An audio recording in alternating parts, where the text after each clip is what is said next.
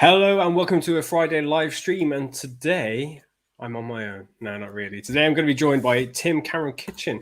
Hello, Tim Cameron Kitchen. How are you? Hello, Dale, and hello, YouTubes. It's great to be back. My goodness, it's nice to have the master back to teach the apprentice. Lol. Tell you what, this is all looking a lot more pro since I was last here, Dale. You've been doing some work here. We got intro music and everything. Little dabs here and there, but you know, all the content, that great content comes from yourself, not myself.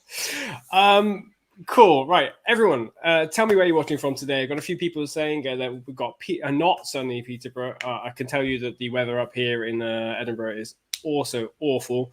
Who else? We've got Tortoise Property. It's actually great to see you. I've seen your website recently. I think we actually reviewed it on stream just a couple of weeks ago. I'm getting told no sound. Is that correct? Don't know. You carry on going. I'll load it up on LinkedIn. I'm sure Nick, our moderator, would tell me if we're getting no sound or not. Cool. We've got India as well. Fantastic. Sam, welcome to the stream. If it's your first time here, please tell me in the live chat whether this is your first time or not. Just say hi. I'm new. It'd be great to get to know you. Tortoise Property in Peterborough as well. So yeah, today what are we going to be talking about, Tim? We are going to be talking about SEO trends and where we see the future of SEO going. So how to get to the top of Google in 2021 and beyond. So we're going to be talking about some kind of immediate trends and stuff that Google's been bringing out for the first half of this year. But I think with all of this stuff, the value is in looking not at the specific changes, but always the kind of direction of travel, because this allows us to anticipate for the future. So we'll dig through some trends that we've picked out and talk through, and maybe even get some examples up as well.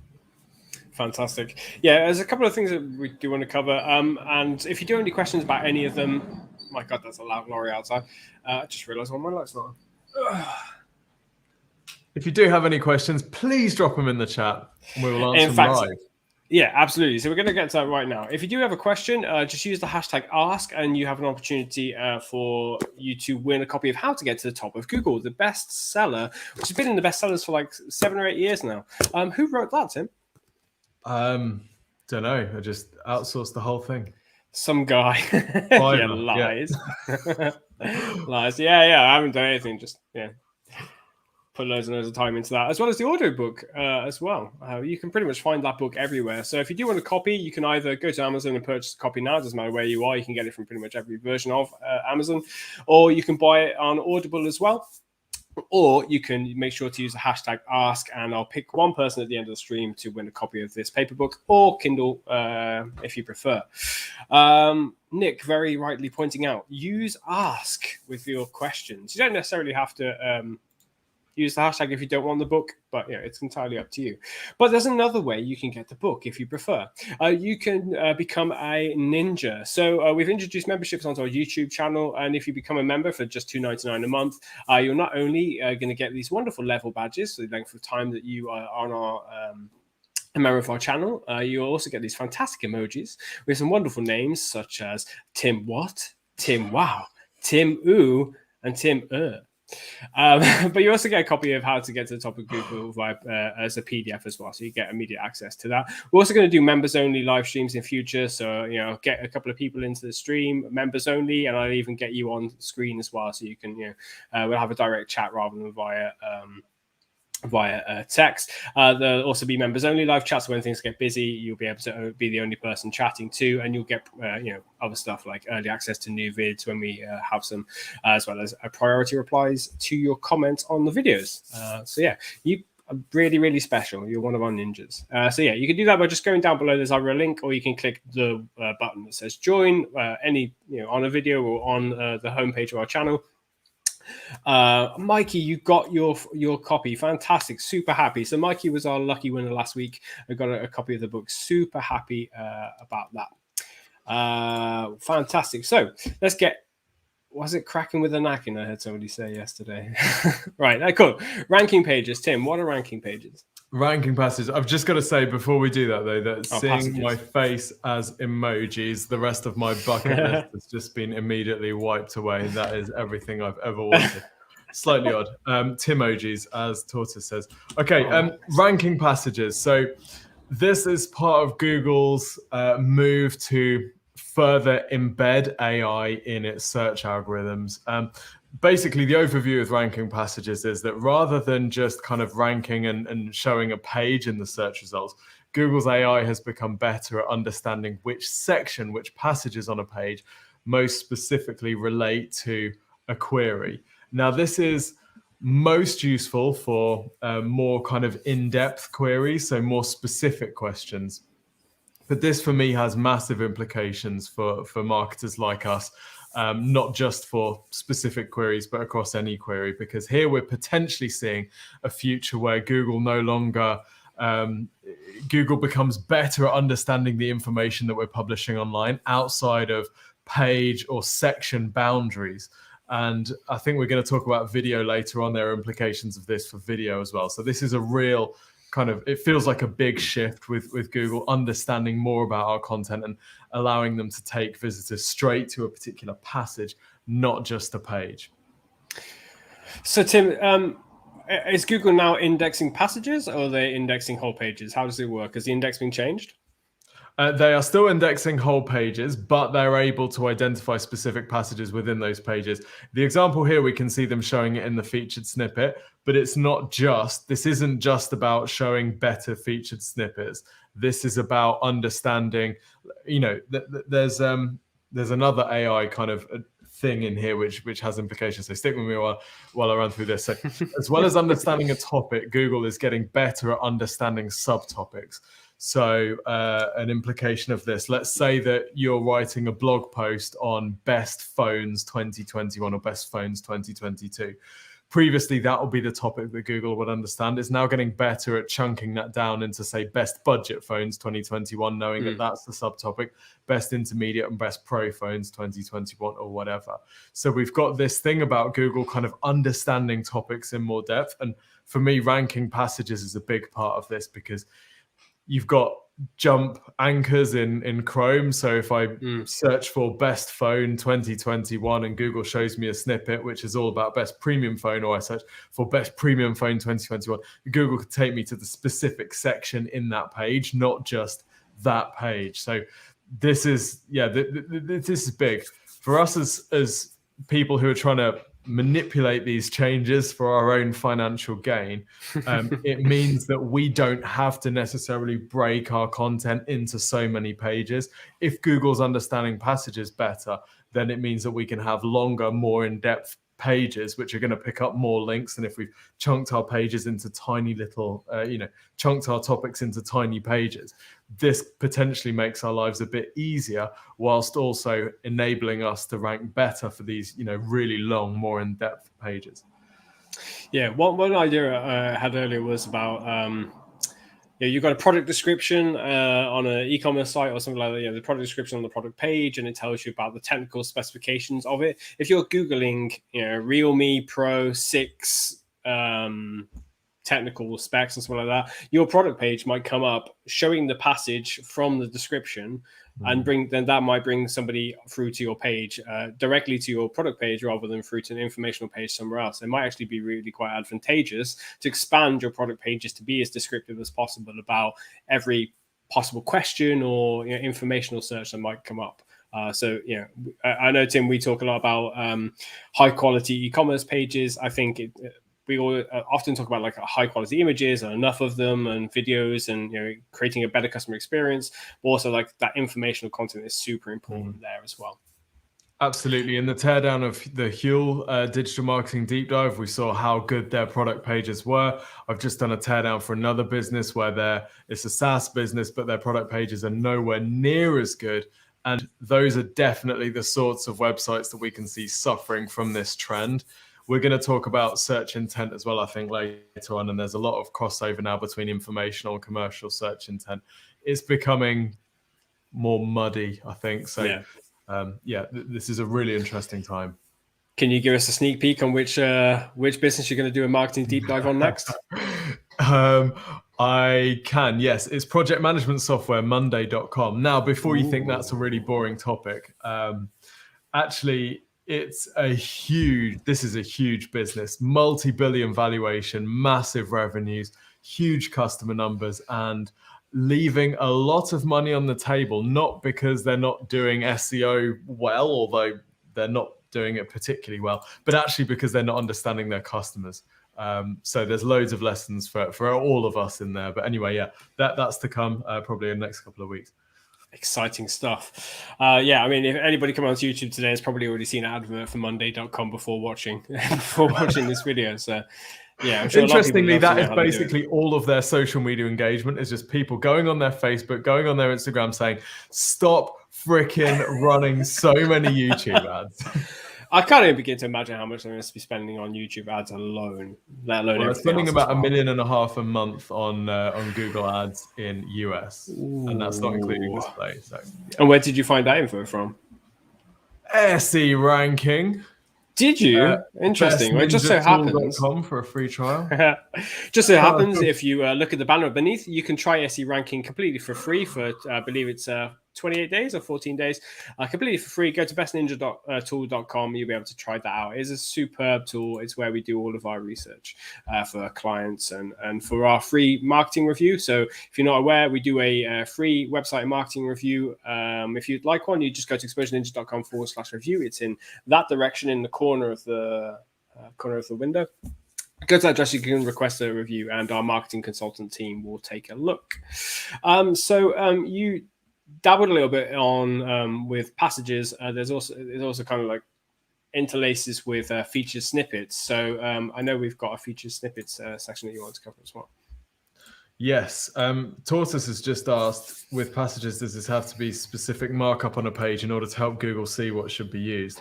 Great question. As Andy has rightly said, Google's official advice is that nothing needs to change. You don't need to do anything. This is how Google finds and displays the information, not a ranking change or anything like that. But with the percentage of searches that are impacted with this, again, I would look at where this is going and the trends and the implications if this continues, rather than looking at this specific change.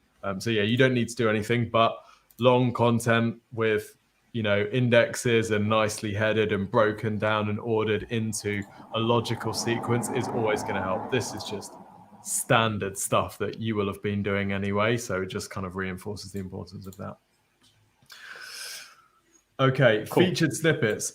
Featured snippets. We've been talking about featured snippets for years, haven't we, Dale? I think the big thing with featured snippets is video. Really, 55% of searches now including video in the search results. This is part of a wider trend of the bar raising for us content marketers. When I started SEOing in 2012, this was exact match domain, give it exact match page title, quick WordPress installation, up you go, you'd be ranking unbelievably. Then 2014, we started noticing that we had to write blogs. We had to have blogs targeting questions like this one. And it became more competitive. Nowadays, in most spaces, you have to have some sort of blog content knowledge-based type thing in order to compete. And this is moving beyond just text, and we're now seeing more and more searches including video. So yeah, like I say, 55% of searches including video. The bar is continuing to raise for all of us content marketers, and with videos encroaching further into featured snippets and people being more willing to take information from video because Google is able to find the passages in video, I think this is something that we're going to see more of us having to do, get more into video. So I think we might be going to talk in a bit more detail about video later on. Is that right? Yeah, we are. Yeah, we're going to cover video later. It's a really important part of the presentation today, this webinar, because there's so much opportunity for websites that have, not cottoned on to the idea that there are those video snippets, I guess you can call them, that can be claimed. A lot of businesses haven't twigged about that just yet. I can preemptively just ask a question. I know we're going to leave questions to the end, but I'll ask you now. Is there anything that people should be doing to try and claim those feature snippets? What's the kind of like ideal format? Is there anything people should be doing? Well, I'm going to bounce this back at you. You've been getting us some decent featured snippets for ninjas for years. Markup, links, good quality content. Ordered lists, unordered lists, all of the above, tables? really. Yeah, absolutely. I mean, like, Andy's given some good suggestions in the live chat. So if you've been there and seen that, yeah, pretty much it comes down to formatting, like how well formatted it is. But for me, it all comes down to readability, making something as easy to read as possible. The easier it is to read, the more likely Google is going to use it as a response, especially with like passages now as well. They're going to find the easiest to read or the most well-written piece or the most well-written answer to the question or whatever it is. And yes, numbered lists or bullet point lists do help, but it depends entirely on search intent, which is a topic we're going to get onto a little later on.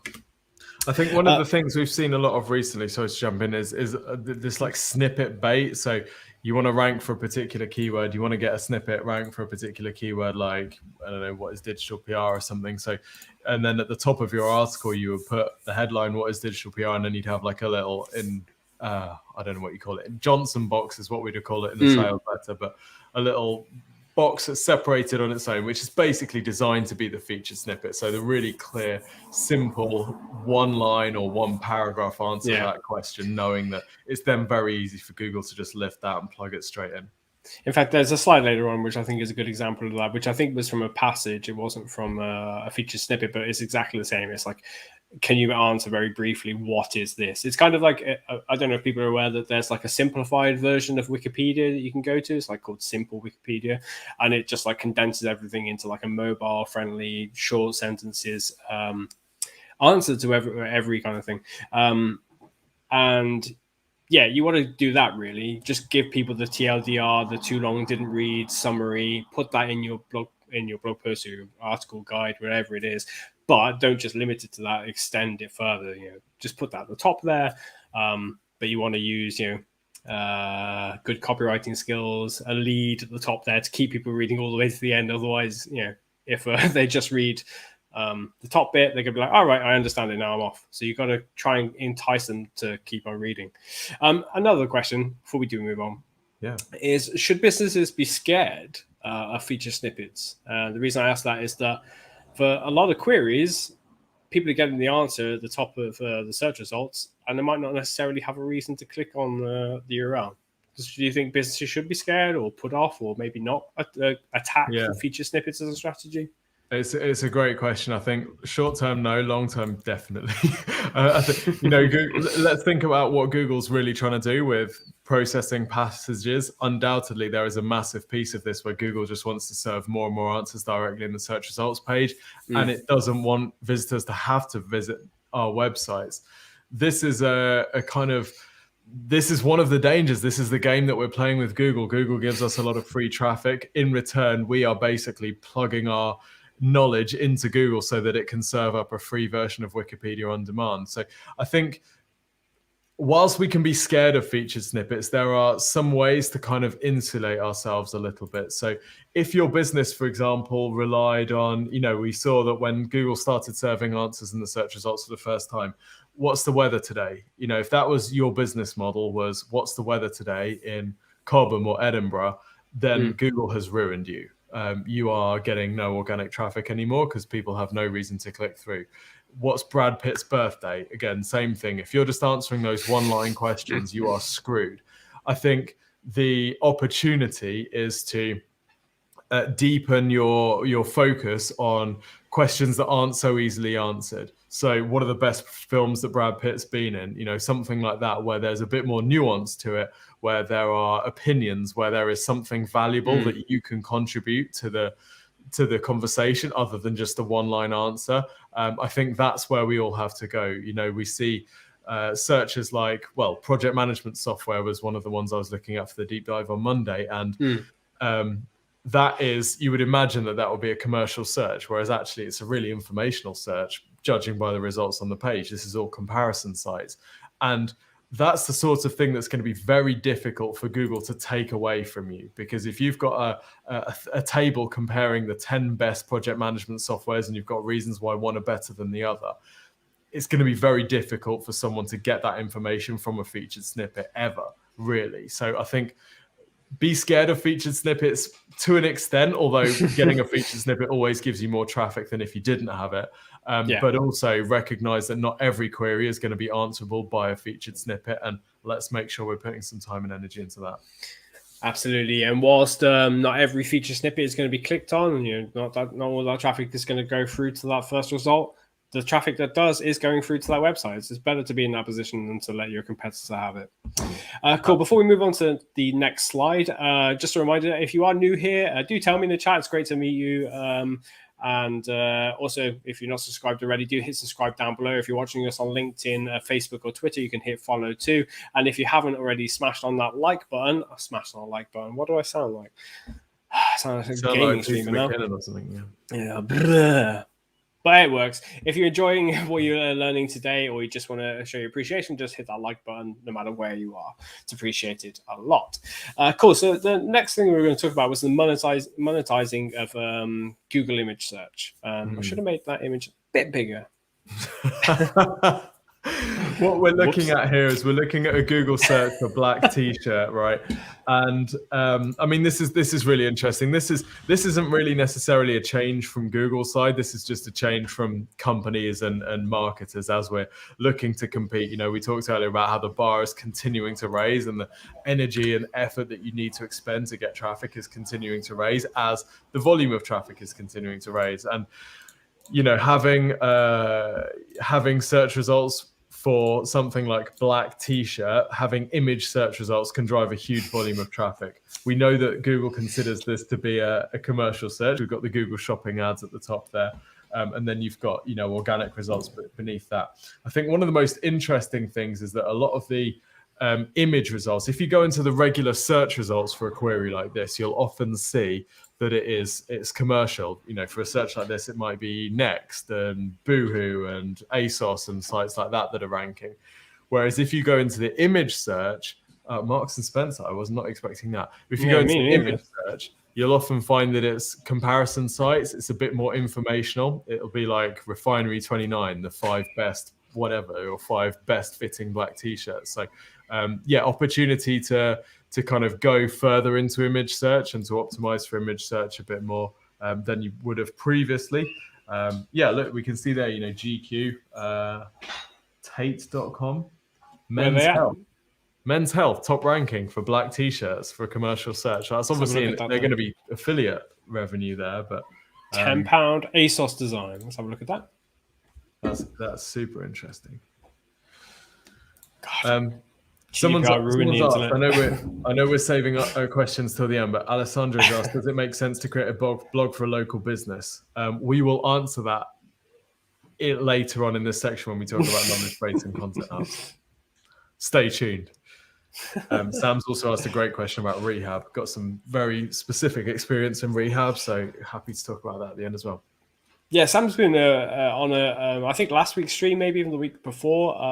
We had a look at, we talked about one of our rehab clients and basically how we can provide that informational search for not necessarily the person who needs to go to rehab, but also the family and friends who are concerned about that person. But we can look at that again later. But that's I think I can stop sharing that now.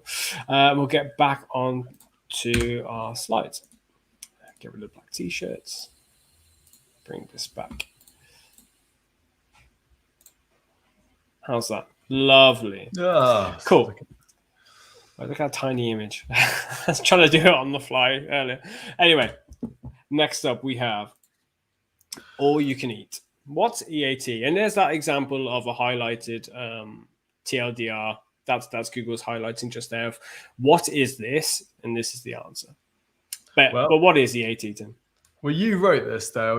This is one of our best performing EAT guides, I think. It's a really fantastic piece, expertise, authority, and trust. I'm going to defer to the real hero here. What is EAT? And Andy, where is he? Andy was in the chat earlier. He's still around. So what is EAT? So EAT is expertise, authority, and trust, and it's something that was mentioned in Google's search quality raters guide. How far do you want me to go into this rabbit hole, Tim? So if we're okay, I'm going to play prospect here. So I know that I need to have expertise, authority, and trust in order to rank for some searches. But if I'm not in financial, I'm not in health, what do I actually need to do? How do I actually need to demonstrate EAT in order to rank? Okay, well, I mean, it's quite a multi-layered question. If you're going to be writing about a subject which is, okay, this is so complicated. So EAT is basically related to how much authority you have to write about subjects and therefore rank for it. So there are a couple of like subjects that Google has determined called your money or your life, which is basically if you are going to put your money or your life on the line based on the results of that of the search results, then they want to make sure that the best quality content is ranking. It's not just anybody who can throw a doctor before their name because they have a doctorate in homeopathy or something like that. It needs to be like somebody who really knows what they're talking about cancer research or Crohn's disease, and people that are reliable. People like Google's got a bad name for it's like Dr. Google. Like people will search for problems they have, ailments they have, and every result, there's always that joke of like every result is always you've got cancer and stuff like that. It's always the worst of us. And Google don't want that. They want to give the best customer experience possible for their search users, so they're trying to prop up that content with the best quality results, best quality pages, informational, written by the right people. And what they're doing is trying to evaluate through the algorithm if the people writing that content have that authority to do so and can be trusted, or whether that content has been peer reviewed by somebody who knows what they're talking about. So in the medical space, if you've got somebody writing a blog post about how some ingredient can help with your digestive system, that if it's not written by somebody who has a doctorate in, I don't know,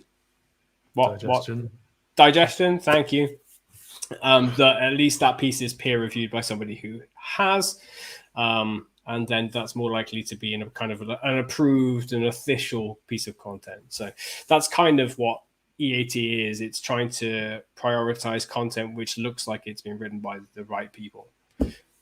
And I think one of the biggest changes, which to be fair to us, we did predict in 2018, was that EAT originally came out as this is something for medical, this is something for financial, and for everyone else, this was just like this ambient concept. Whereas now, in how search works, the doc that Google published in, I think, October 2020 or late last year, they're talking about the authority of a website or a business as a universal concept. So this isn't just only for medical, only for financial. So someone said, how do I prove EAT as a shop owner? So this is about showing that you are an expert on the topic by, it's basically just getting featured in different places. So we want to prove that we're expert in digital marketing. So we would get featured on good quality digital marketing sites talking about digital marketing. We would share expertise. We would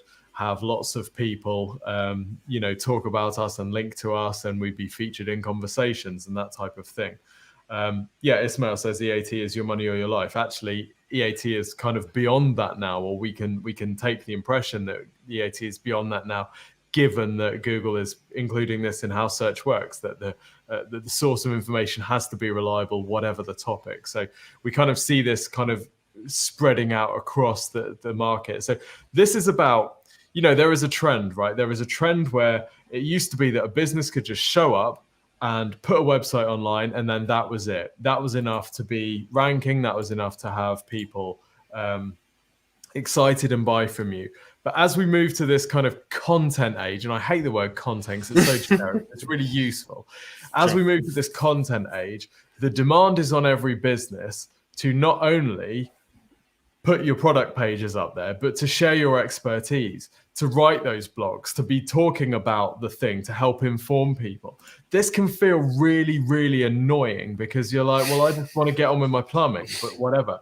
But if you imagine a time when people used to shop on their high street, you would go into the shop or the chemist or whatever, and you would say, I've got a headache. What would the solution to my problem be? And then that chemist would answer that question, 30 times a day for 40 years until they got bored of answering it and couldn't do it anymore. Whereas nowadays, you just need to answer that question once, put it on your website in loads of detail, pick up some links to it, and you still kind of you have that you've answered that question. So I think this is all about encouraging all of us to get into the habit of sharing our expertise, to share our knowledge, to network in our industry online, and that's how we're going to win long term. That's how we're going to stay on the right side of all this EAT stuff as it continues to filter through. Yeah, so I always kind of think of it as you see tradespeople's vans in the street, and they're, sometimes just a logo, but a lot of the time for more experienced older businesses, they'll also have all of the kind of like stickers on the side or the back of the van for the associations they're a part of, the guilds they're a part of, and so on. So, they might have a stamp for Electricians Guild, or that they have like an ISO certificate, that they have Chaz approval, all that kind of stuff. Chaz, love you, Chaz. That there are all those kind of things. It kind of it's an extension of that people are looking for proof that you should be trusted online. And there are lots of different ways they can do it. There's social proof, there's using Trustpilot, stuff like that. But when it comes to Google and they're trying to assess what is the best content, they're looking for those trust signals on your website, offline, off your website as well. So on other people's websites, publishers, directories, whatever makes sense for your industry. They're looking for that. And it's important that you establish that as soon as you can and as widely as you can, depending on your resources of time and money. If you do want to know more about EAT, we do have a lot of content on the website. One good place to start is what is EAT. So if you can just search like Exposure Ninja, what is EAT, or you can use the link written on the screen, or if you get on YouTube, you can see in the description, I've included a link there. You can find out more about what it is, and through that piece of content and another piece of content on our website, it talks about EAT, Your Money, Your Life. Also the Medic update, which is the one that Tim referenced from 2018, which is when this really became a more spoken about thing.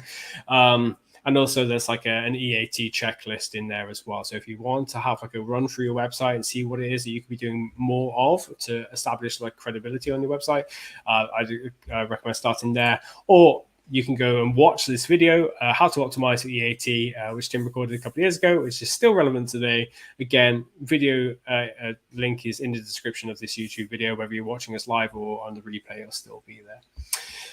Cool. Speaking of video, Tim. Oh, yeah. So video for me is like... it's going to be painful when I say this, but we're going to get to a stage where almost every business is working with video. And, I had someone, I'd just given away my drum kit, right? Because I don't play it anymore. And the guy who came to pick it up, I know. He came to pick it up. He's taking it to a school in Southampton. And he said, I've been watching you get better at video since you were a drummer in 2008. And I was like, wow. I've been making videos for a long, long time. And for a lot of that time, I've been thinking, why are we so heavily invested in SEO and so heavily invested in video and most businesses aren't? The answer is it's because where things are going, right? If you look at any person under the age of 18, YouTube is their TV. YouTube is the social channel that has the most time spent on it. I can't remember the stat, but the average time spent on YouTube per day is ludicrous, utterly ludicrous. We are moving to a video world. Instagram said they're a video platform. People laugh at it, but remember when Facebook said it was a mobile app and everyone laughed at it? Well, they were kind of right. So, they've got a good history. We are moving to a video world. Google's AI, the same principle as finding the passages. It understands what's going on in a video. It understands the key moments in a video. We've been programming for ages. We're having little timestamps in the description. Its AI bots have been crawling all over that. It knows how to take the useful information out of a video. And I think what we're going to see is more and more businesses being forced to compete with video. It's an absolute something ache. It's a pain in the whatever, because it's way more energy to get the camera stuff and the light stuff and things looking nice and to get confident on video than it is to write an article. I totally get it. You probably don't want it to happen. But like with any of these things, that higher barrier to entry, that higher threshold of involvement with video than text is great for you, because a significant proportion of your competitors just will not bother, and you'll be able to leave them in the dust. This is like when websites became a thing and people were like, yeah, we're going to get websites, and the rest of the space was like, well, I hope this web thing doesn't take off because I can't be bothered to get into it.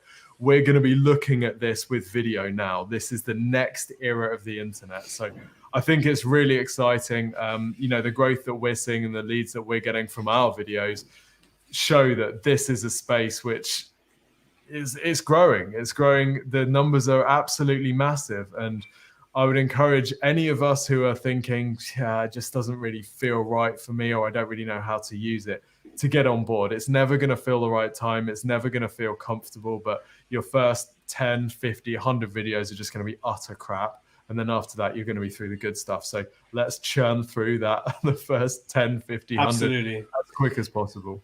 Yeah, it's better to have like a video in that position than to not have one at all. And it doesn't really take it. I mean, like when I write, I tend to take like 8 to 10 hours to write something, because I like to put a lot of research and then depth into what I write. In 10 hours, imagine how many videos I could record on the same subject. Like I could do so much and distribute them everywhere. I could do live stream as well as recording all the videos as well with the editing time, and then occupy the spaces on YouTube search. So, YouTube is the second highest website for searches online. It's the second highest use search engine. And as you were saying earlier about like the average time spent on YouTube per day, I was just had a quick Google, and it's 40 minutes a day. That's a lot. So the people need like something to fill those 40 minutes in. And if that's 40 minutes in a 7-day week, that's a lot of time that your videos could be filling. And you don't have to start, as you said, like if you don't have to start complex, you just need a telephone. Just start with a telephone, do it directly to that, or set it up on a bookshelf or something and just do it direct to your phone. Most phones have like high quality cameras anyway. So just get something out there. And then once that takes off, you can replace it with like a digital camera, lights, a nice office like Tim, a lovely background, all that kind of stuff. But if Tim hadn't put those initial videos out there in 2000, the mid 2000s, late 2000s, 2012 and onwards, we wouldn't be where we are now with the videos that you see, all these live streams. So it's better to have something out there. And as Tim was saying, and I've kind of a slide for this. Let's just show it up. The videos are coming up. Like if you search for how to tie wins or not, you have this search result come up and it will show you, okay, you can watch the video from at the top, and it's going to take you right to the section where they start talking to you about, let's just blow this up a little bit bigger. Start talking to you about how to start tying that knot. But below that, there are like sections, so you can jump right to where you need to be. So you can find the right balance or whatever from 28 seconds in, or bring the wide end through the loop at 49 seconds in. They're doing timestamps, which is what you see on YouTube. It's now being taken into search as well. So again, if you have that video in there, even if it's just on your phone, it's better to have that and take up that real estate rather than leaving it for your competitor. And as I said, this is coming from YouTube, where people have been manually putting timestamps in the last couple of weeks. YouTube have added auto chapters, so this is kind of coincides with appearing in search as well, where the algorithm will assess the video and determine where those timestamps are going to come in, which kind of, from like a YouTube SEO kind of thing, kind of confirms what I was thinking for a while, which is they're kind of like, how they auto generate captions if you don't add them on. Yeah, absolutely. I think they're looking through the transaction of that and assuming, like, in the kind of same way as search, where a certain phrase is being said, keywords, they're listening to the content and ranking a video based on that. So if you're saying it in there, if you keep saying, best digital marketing agency, best digital marketing agency, best digital marketing agency, our videos will come up top all the time. But yeah, you have to think about it the same way. You have to have that video in there. Make sure you're saying the right things, and then who knows? It will be auto timestamped, put into the right place in YouTube search or into Google directly. So you don't have to timestamp it yourself. Although I find it's better to do so. Google is going to be doing that, or YouTube and Google are going to be doing more of that anyway. So start doing video. Yeah, absolutely. So someone's asked, we're doing YouTube already. What can we do for SEO? I think you nailed it there. Like, ideally, you would be making your videos based on keywords. You do keyword research to work out what videos you're going to be producing. And you might not do all of your videos on that basis. But for example, with our YouTube strategy, we've got a whole bunch of videos which bring in new subscribers because they're answering the top questions that people are asking on YouTube. And then in that video, we're using those phrases. We're just treating it like there's an article, right? So this is a scripted, planned video designed to be optimized. We've got a section at the start, which is like a snippet or a teaser, which includes the keyword. And then we mention it throughout. We segment it properly. Like, you take the same approach as if you're writing an article, but making a video. I think one of the things that's really important with this, though, we talked about, should we be scared of featured snippets? And there's a potential fear here that I'm just going to be making videos for Google. I'm just going to be making videos which are going to be displayed as featured snippets, and there's going to be no business impact of this. If someone clicks through, they're just going to go to YouTube. They're not even going to come to my website. So how do we as businesses monetize this? For me, this is about working out what your selling point as a producer is. So for EN, we've got videos on, I don't know, page titles and meta descriptions is one of our best performing ones, right? There are so many videos on that topic that are just freaking dry and they're dull as you like, and there's no personality at all. And they don't tie it back to bigger marketing goals and rankings and all the things that people like, business growth. So if you're going to be making a video, don't just say you wanted to make a video on, white iPhone cases. Don't just say, here's a white iPhone case, there we go. You need to figure out how you're going to get that viewer to eventually become addicted and in love with you and the business enough that they will turn into a customer. Because what we're talking about here is with video strategy, this is real top of funnel content. In order to monetize someone from search in video, you have to firstly get that video produced, then you've got to get that video ranked, then you've got to get someone to click on the video, then they're going to go to YouTube, then you've got to get them back to your website, then you've got to convert them. So you better make sure that those videos are entertaining and you have a plan, you have a strategy to get people kind of in your world and in love with you and converted from the video onto your website as quickly as possible. Otherwise, all you're going to be doing is producing free TV for YouTube to monetize.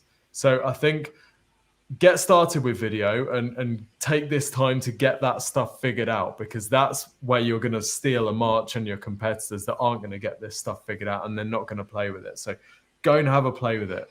Yeah, totally. Completely agree. I mean, it's doing two things. It's doing traffic generation, but it's also doing brand building as well, and making you well known, planting those seeds of, when it comes to making a decision on the CMS I'm trying to choose, or whatever CRM, the first person I remember is the first video that I saw. It was Monday.com in an advert or something. It won't be, because their videos are rubbish. But yes, exactly. And the great thing about video is that the relationship that you can build with someone through a video is so much deeper than from text-based search. So this is long term. It's really exciting. I promise you. Yeah, absolutely.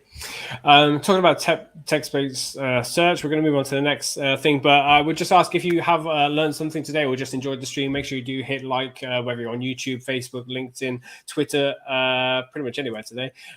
It's really appreciated. Lets us know that we're doing the right thing, and we'll do more of these streams in future. Just a reminder, we do now have memberships, so you can hit join if you're on YouTube, and you'll not only get a free copy of our book, How to Get to the Top of Google, you also get some exclusives such as like members only live chat, members only live streams, where I invite some of you to come on and have a direct chat with me, as Tim is doing now. We'll have a look at your website or just answer your questions about digital marketing or SEO, whatever takes your fancy. But those will be exclusive to members only. There's a whole bunch of other things that we're cooking along that should hopefully launch in the next month or so. And yeah, really appreciate it. If you're new here, hit subscribe. Cool. Next up, search intent. I just managed to choke myself on water. Don't worry, still here. You all right? I'm definitely fine. So search intent, yeah. So this is, we've talked previously about how you have informational pages and how you have commercial intent pages. And I think what's really interesting at the moment is how we're seeing what would previously have been considered commercial searches serve informational results and how we're seeing commercial pages get stuff full of informational content. So this is just an interesting thing to observe, and it's, from my perspective, it's something to have a look at and study the search results that you're competing in, because something that might feel like an informational or might feel like a commercial search actually could be serving up pages for the opposite intent. So just as an example, if you're searching project management software for, what you'll see is just because it's top of mind, recency bias is like my number one driver in life. If you search for project management software, you'll see 4 ads up at the top telling you this is a highly commercial search, that there's money to be made. And you might expect the sites that are ranking to be project management softwares, and often they will be. But the pages that will rank are the informational pages. This is comparing different project management software. It's information about how to use it and that type of thing, or lists of all the different types. And this is really kind of curious, because what you would have seen maybe 3 years ago or even 2 years ago would have just been, it would have been Asana ranking with their homepage, and Monday.com ranking with their homepage, and Trello ranking with their homepage. But because everyone has been so focused on informational content, or because of what, I don't know what it is. It must be that people are clicking on these informational pages rather than the commercial pages. So Google's saying, well, this is an informational search. But this kind of blending, this muddying of intent, I think is a really interesting pattern. Just before we continue, John has just become a YouTube member. Thank you ever so much, John. You should get a message, or it'll be in our YouTube channel membership area, where you can find your copy of the book for free. You'll get those emojis that you can start to use in the chat immediately. So you can do Tim Wow or Tim Ooh, whatever. Especially useful on our live website reviews, which is coming up next Friday. They're every other Friday, and John is a regular member of that. Great to see you, John. Really is. Cool. One thing, just to kind of build onto that, project management systems, the informational searches I love, really, really enjoy for SaaS companies, are those Asana versus whoever, or Monday versus whoever. I love those things. I think they're great. Do you have anything more you wanted to cover with search intent, Tim? Well, the only other thing was to just touch on what you mentioned earlier about commercial searches also going onto pages which were stuffed full of informational content. And this is another trend that I think we'll see. You mentioned, great point about the Google ranking the passages in a page. For those who weren't here at the start, Google now ranking and understanding what the passage in a page is and being able to link to that. And there's potential there for, if you've got a piece of information on a product page, someone asks a question about a product specification, and it's your product page that has that passage ranked. So you can rank that product page for an informational search. Obviously, if you get someone clicking through, they like what they see with the description, then you can potentially make the purchase. So it's a really interesting time where, for me, the boundaries between informational and commercial are really blurring. So yeah, just provide as much information as you can on every single page. That's where I think we're going. Absolutely. And if you're not really sure what kind of informational content you can produce to your website, because you think that your website or your business might not be like particularly glamorous or interesting, or maybe people don't search for your business, you'd be surprised. Start speaking with the clients, your customers you already have.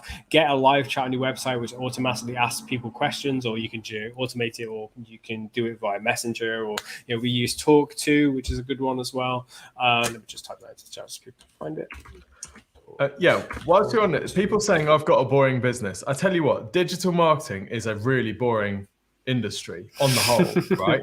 If you look on most agency websites, it is boring. If you try and go on to someone's webinar, it is boring as you like. Okay. Now you're here on a 50-minute live Q&A video, and hopefully this is entertaining and interesting because we care about this stuff and we're passionate about it. Boring is not the topic. Boring is the presentation. So you don't 100%. Have to be boring. You can be interesting about anything. We've got people talking about property. Look at what Samuel Leeds has done with property videos, and whatever you think of him, like, that is entertaining stuff. We've got people in rehab. This is life and death stuff. It might not be fun stuff that you're going to stick on Netflix, although someone is going to do that eventually, But this is really interesting. This is absolutely vital information. So I would really caution. Lots of people think, yeah, but we're boring like this.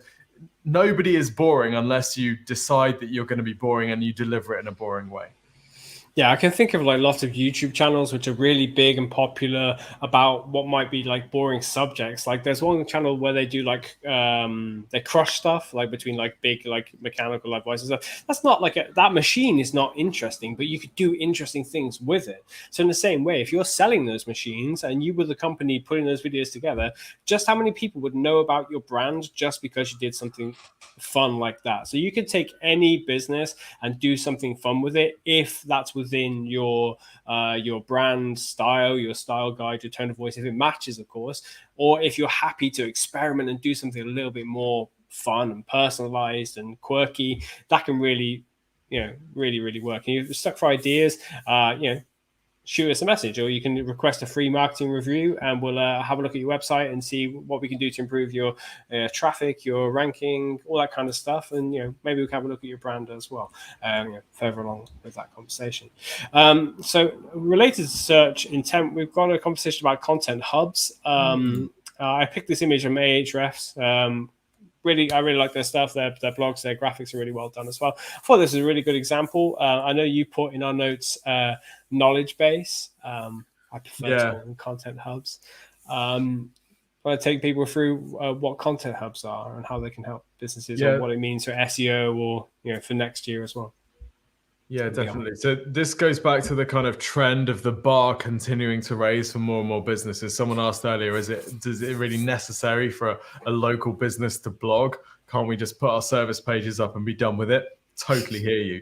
And in 2015, the answer was still yes. And then as time goes on, more and more businesses are blogging, and it becomes, if you think about it, it's the blogs that pick up the links. It's the blogs that pick up lots of traffic from all around the world for a local business and start to show Google that this website is really authoritative. So what ends up happening is the websites that are blogging end up becoming more successful for their core phrases as well. And then the bar continues to raise because people like us are building out knowledge bases for local solicitors firms or content hubs for solicitors firms. We use content hub and knowledge base interchangeably. I know that there's some technical difference, but I'm not good with technical difference. So, the bar continues to raise, and it's more important than ever that you're sharing the information, getting it out of your head and out of the heads of the people in your business, and putting it on your website so that Google sees you are an expert in this topic. So, John runs the debug store, which is all about electronics components, and there is so much information inside John's head that would answer the questions that people are asking. So at some point, there's an exercise where John sits down and indexes all of his knowledge about that topic and organizes it by chapter, by sub-chapter, and then writes guides about each of those, puts it on his website. And then when someone searches for whatever, best electrical connectors for resistor 5 amp, I'm done. Then they will find that content piece on John's site, and that content hub, there'll be a few pages in that which really excel, pick up some links, drive loads of traffic, and then he can use that to build the visibility of his store as well. So this is just like, things are increasing. You have to keep stepping up your game, and content hubs, knowledge bases are becoming more of a kind of cost of entry rather than the extra sprinkling that you can put on the top if you really want to push things. Absolutely. And there is like a time commitment, there is a financial commitment to putting them together. But with anything, you've got to, like with any kind of advertising and marketing, there's got to be that investment up front for the long-term ROI. And that's a great thing about content hubs, is the evergreenness about them. A piece written in 2016, 17, 18 still pulls in like thousands of visitors to our website even today.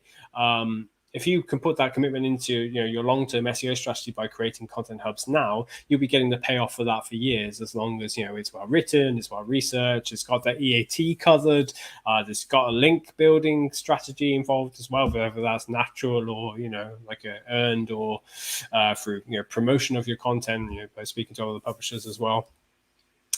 Content hubs are kind of like a must, as you say. It's not 2015 anymore. No. And Next, I think one of the important concepts of marketing is to think about like digital marketing assets, and a content hub is an asset in the traditional sense of the word asset, which is something that continues to earn whatever it is, traffic, revenue, whatever, for years and years. So like you said, Dale, I remember we've got a blog post on our website, something like what is bounce rate? And I remember it must have been 2016 or 2017. It was Saturday morning. I was like, I really want to write this blog post, but I really don't want to do it now. And I freaking did it. And that thing is still earning us thousands of visits a month, whatever, 4-5 years later. yeah. And was the trade-off worth it? Absolutely. So is building a content hub an absolute freaking nightmare? Yes, it is. And it takes loads of time, loads of energy, but you could be monetizing that traffic for the next 10 years. Yep, absolutely. And if you're not getting a lead or sale out of them straight away, you can pull people into your email marketing or whatever it is you do, get them onto your YouTube channel. If you started one off the back of watching us today, there's somewhere else you can pull that person to, and then, remarket to them over time and pull them into the sales funnel later on. I know we're 4 minutes left of the stream and we haven't even got to the end of these slides, let alone the Q&A. Tim, how are you doing for time? I'm interviewing someone at 2. Oh dear, we've got 4 minutes. Okay, well, let's race through these last couple of things. So algorithm updates. This is one I pulled into here based on like how things have changed this year and how they'll continue to change over the next couple of years. There have been a couple of broad core updates this year. If you don't know what they are, it's basically when Google drops a big bomb of an update rather than just incremental updates every day. And these have had like seismic shifts for some industries, not all, some websites, but not all.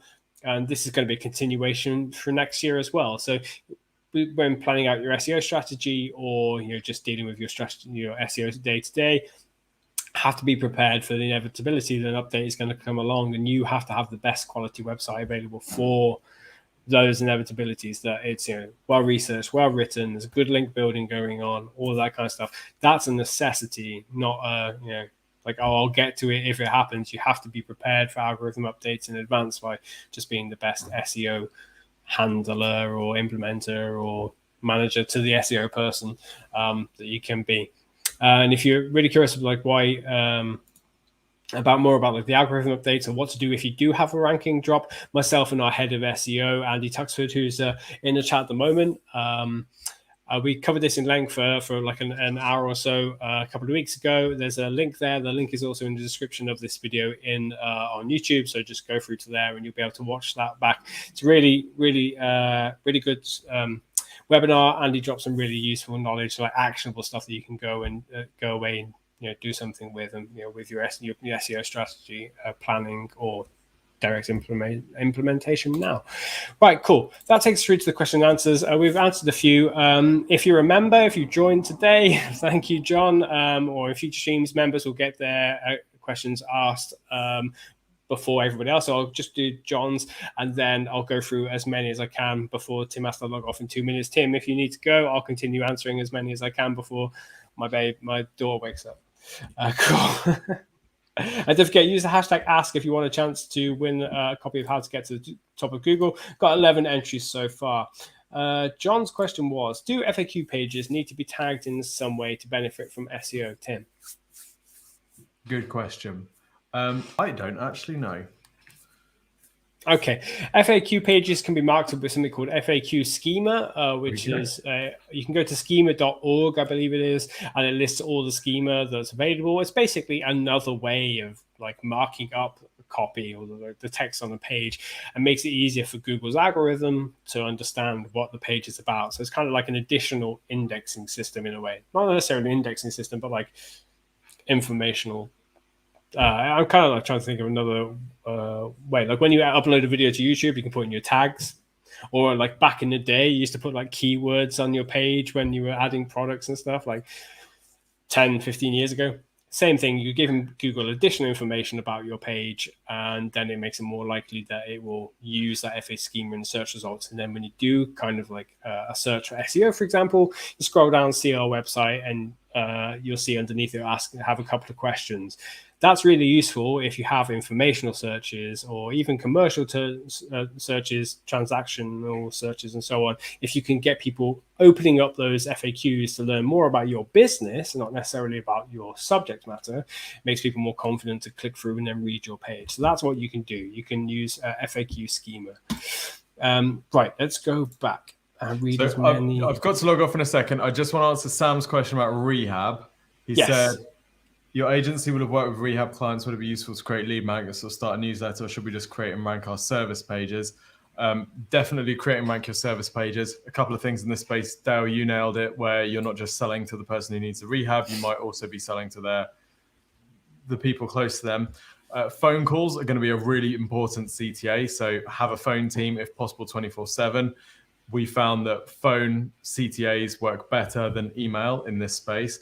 Also, lead magnets, maybe not as universally successful as in other spaces, whether it's because people don't want their emails being filled with stuff about rehab or whatever. I don't know, but definitely test it, but be sensitive with it and know that your main conversion goal is probably the phone. Yeah, like if you can use livecall.io, you don't necessarily have to have somebody like staffing your phone all the time. It will just redirect phone calls to your phone, and the person like pressing the button on your website gets the impression it's a callback, but really it's calling your phone and connecting the two of you together. So that's a really smart thing to do, and it's very quick too. You can have it like pop up on the page. Tim, you need to dive out. Thanks for joining us. Really appreciate it. Bye. Right, so I'll answer a couple more questions before we do stop for the day, and then I'll do that quick giveaway as well. So let me just remove this, and then I will stop screen sharing, share screen, Chrome tab, giveaway. There we go. Add that to the stream. Boom. Right, cool. Use the hashtag Ask. Got 11 entries so far. I will pick somebody out soon. So questions. Right, so DBS, Tim can't answer it about how he started Exposure Ninja and what made him want to do it. But if you search for Tim Camera Kitchen on YouTube, you'll see that he has his own channel where he talks about agency life, being a founder, being an entrepreneur, and so on. He'll be able to answer all of those questions for you, hopefully. But yeah, if you go to the About page on our website as well, you'll see a bit of history about the website too. Let's get rid of that. Cool. Back to the comments. I'm a beginner in SEO. I do know how to write persuasive copy. Which has yes, I can do. Okay. So yeah, it comes back to that content hub of making sure that you're covering the right subject. So speak to the people. Put yourself in the shoes of the person you're trying to reach. What kind of questions are they going to ask? I heard this phrase a couple of years ago about the question before the question. The question isn't the end question might be which rehab center do I need or is local to me, but the question before that is, do I need a rehab center or do I need to start rehab or something like that? So think about all the kind of questions that people are asking at the very earliest stages of the sales funnel and start writing content for those, and then make that the hub. You could either make it like the spoke in the wheel, so the middle bit is addiction treatment, and then circled around the spoke is gaming addiction, I don't know, gambling addiction, all those kind of things. Try and cover loads of different areas within that spoken wheel, that content hub. Another question. With passages, does this have specific markup on page in order to help Google see what should be used?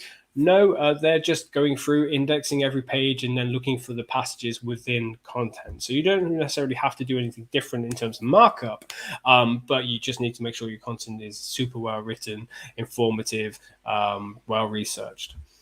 Cool. Well, the topmost levels we can pull, knowing that the competitor doesn't have good content and their page is still ranking on the first page.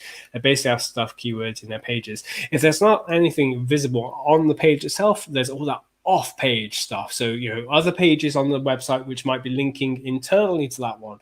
All of your website's pages influence the ranking of a singular page.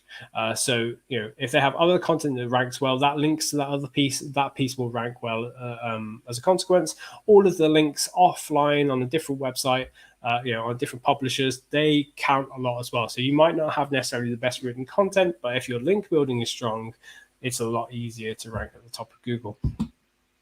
Let's just get rid of some of these banners because you can't see me. Right, let's get rid of those. Cool. Next up.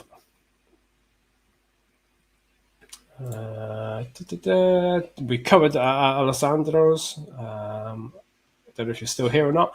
What's the best way to prove EAT as a shop owner? So as a shop owner, there might be local business associations you can be a part of, or within your specific industry, whatever products that you sell, you can be a part of those guilds, commissions.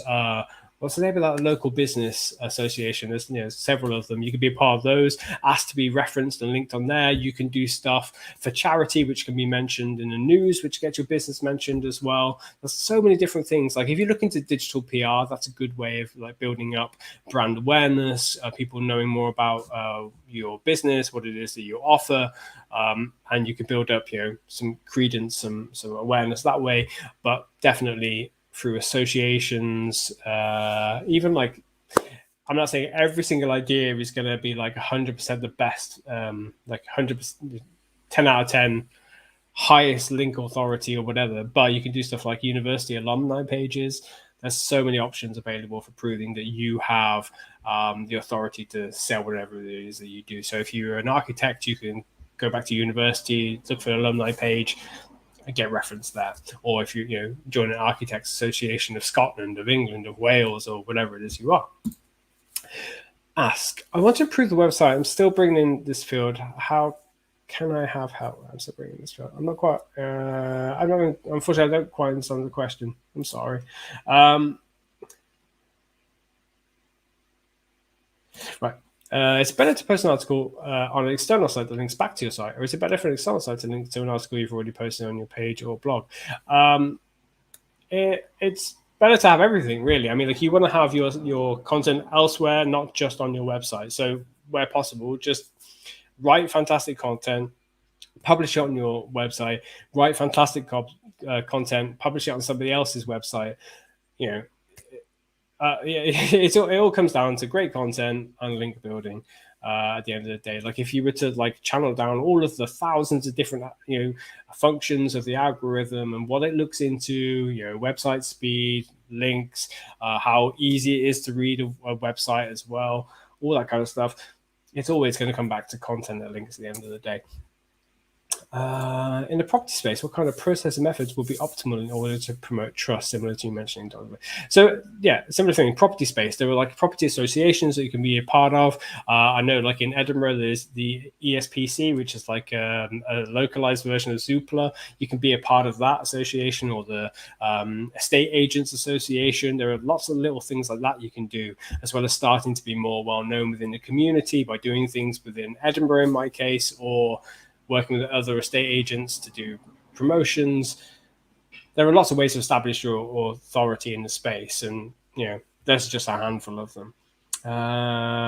Is density of backlinks more important for EAT compared to authority base? Density, I never look at. I never look at the density of backlinks. I care about high quality backlinks. It's more important to be in the right places than to be in every place. So just focus on two things: which publishers should be talking about your website or business, and which website do your audience hang out on? Or where do people go before they might go to yours? So they might be doing their informational searches that you can't create content for right now. Make sure your website is featured on those and get those audiences coming through. What is the one thing you would do to make the biggest SEO impact to a site? Write content. Writing content is the best thing you could possibly do for a website in terms of like SEO impact, because it's not necessarily, it doesn't just bring you traffic for today. It can bring you traffic for 5 years from now, 10 years from now, depending on what it is. That's certainly the best thing you can do. Lots of questions coming through. See how many more I can do before I need to log off, my friends.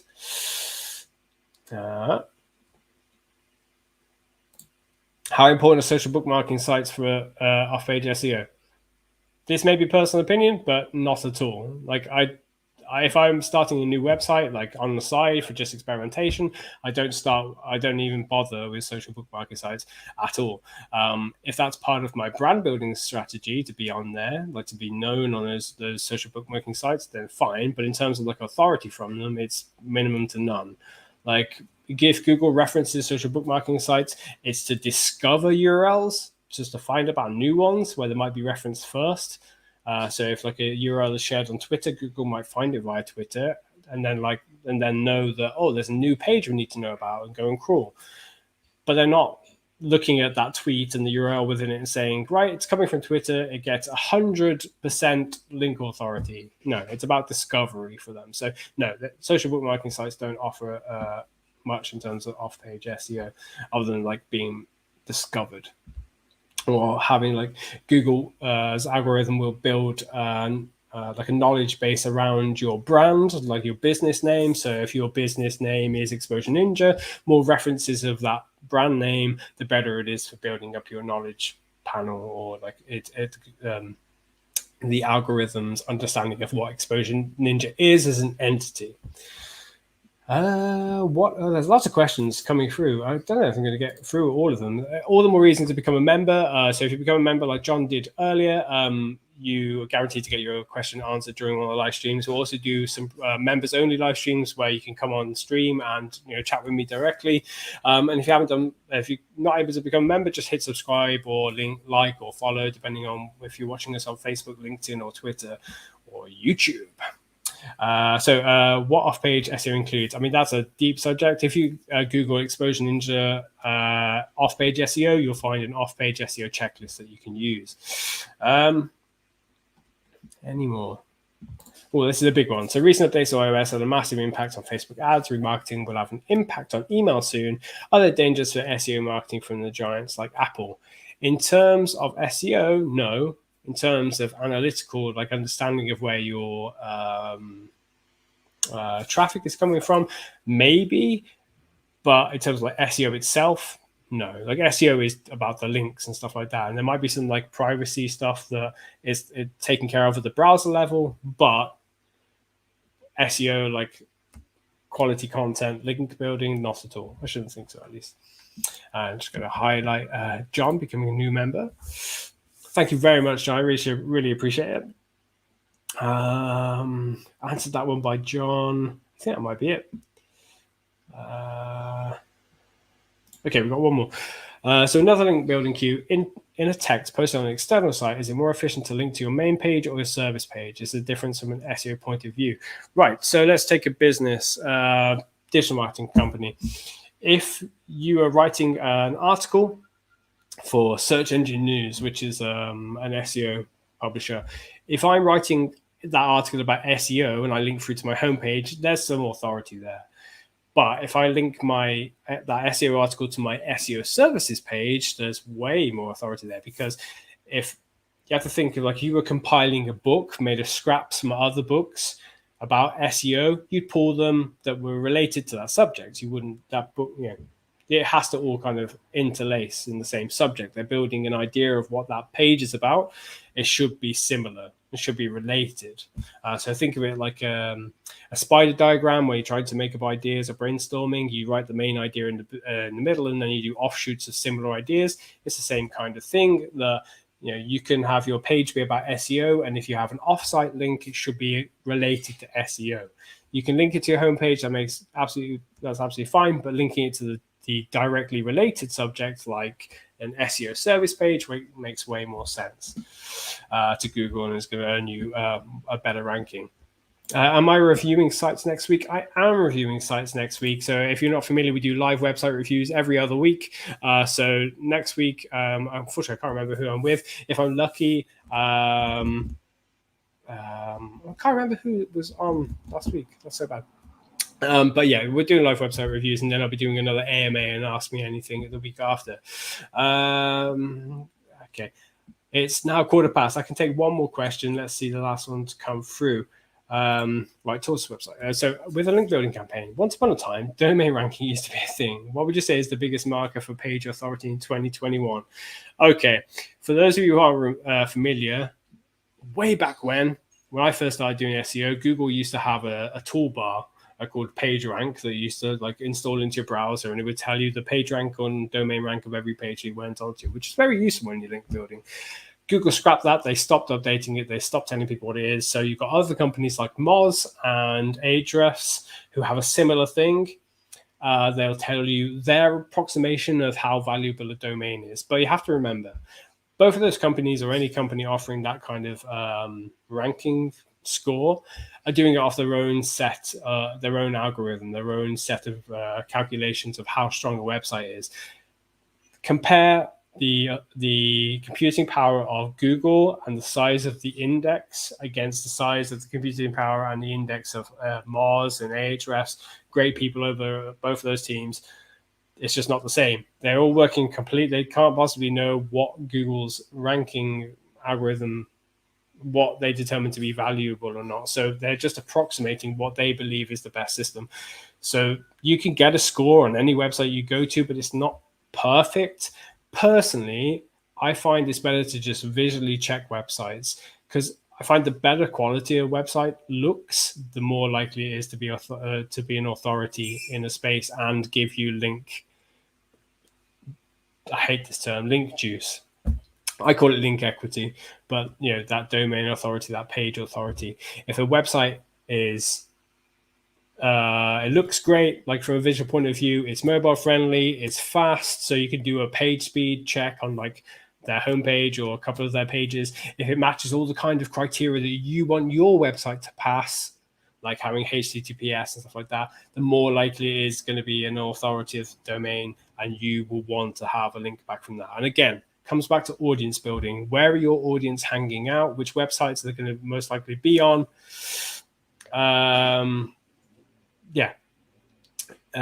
That's where you want to have your business referenced and linked back from. Cool. I think that's it. So I'm going to hit draw on this thing. So this is for the free copy of How to Get to the Top of Google. So if you haven't used hashtag ask in your question, you are now too late. So I'm going to hit draw on that, and good luck to all of you. If you want a PDF copy of How to Get to the Top of Google, you can become a member of our YouTube channel. Just go and hit join down beneath, and you'll get a free copy straight away. Nick Jacob has already got a copy, so I'm going to redraw that again.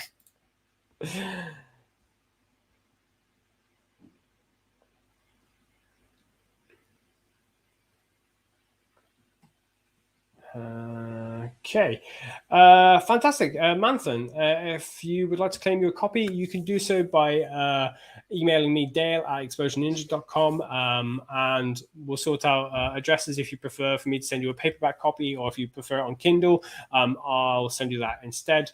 And the first person to send me a tweet at dale@exposure, sorry, no, not that's my email address. First person to tweet my, here we go. There I am. Dale Davies _me on Twitter. I'll send you a copy of our audiobook. So make it the first 3 people to tweet me asking for a copy of the audiobook. I'll give you a copy of the audiobook via Audible. Thank you very much for joining me on this week's stream. Don't forget to hit like if you haven't already. Hit subscribe if you're new here. And don't forget to join us next week. We'll be doing live website reviews. So if you want your website reviewed, make sure to hit subscribe so you get a notification about when that starts. Thanks ever so much, and take care of yourself. Have a good weekend. Bye.